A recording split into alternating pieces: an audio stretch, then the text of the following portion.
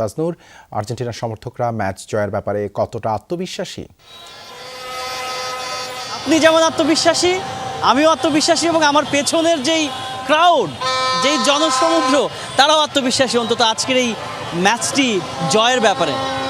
প্রত্যেকটি আর্জেন্টাইন সমর্থক আজকে এই প্রত্যাশাটাই করছে যে অস্ট্রিয়াকে হারিয়ে সরাসরি নকআউট পর্বের টিকিট কনফার্ম করবে আজকে আর্জেন্টিনা। এবং আপনি উন্মাদনাটি দেখুন, ক্যামেরার লেন্সে আসলে কতখানি ধরা যাবে সেটি একটি বিষয়, তবে এই জায়গাটির মধ্যে দাঁড়িয়ে যেই রকমের অনুভূতি, এবং প্রত্যেকটি মানুষ আজকে আকাশি সাদা রং ধারণ করে আজকে কিন্তু এই টিএসসি এবং এই আশপাশের এলাকায় এর মধ্যে ভিড় জমিয়েছে। যদিও মূল যে বড় পর্দা সেখানে এখনও অতটা ভিড় জমেনি, কেননা সময় এখনও রয়েছে প্রায় 1 ঘন্টার মতো।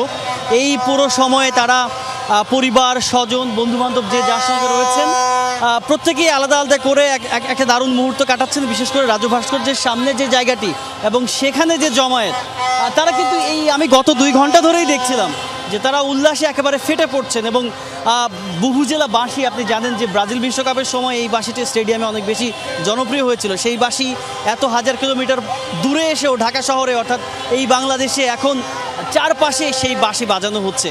এক হচ্ছে বাঁশি বিক্রেতা যারা, তারাও খুবই উৎসাহের সঙ্গে এই বাঁশি বিক্রি করছেন সমর্থকদের কাছে, আর্জেন্টাইন সমর্থকদের কাছে, এবং আর্জেন্টাইন সমর্থক যারা, তারাও একেবারে সানন্দে একেবারে উৎসাহের সাথে সেই বাঁশি বাজিয়ে পুরো এলাকাটি এক ধরনের জমজমাট অবস্থা তৈরি করে ফেলেছেন। এবং এই ব্যাপারটি আসলে এই ক্রাউডের ভেতরে থেকে কিংবা এই জনসমুদ্রের ভেতরে থেকে এই যে একটা আলাদা রকমের অনুভূতি, এবং একজন আর্জেন্টাইন সমর্থক হিসেবে এই ব্যাপারটি আসলে সামনে থেকে দেখার এবং অনুভব করার বিষয়টি সত্যি একটা অসাধারণ অনুভূতির ব্যাপার। দেবাশিস, ধন্যবাদ তাজনুর আমাদের সাথে টিএসসি থেকে যুক্ত হবার জন্য।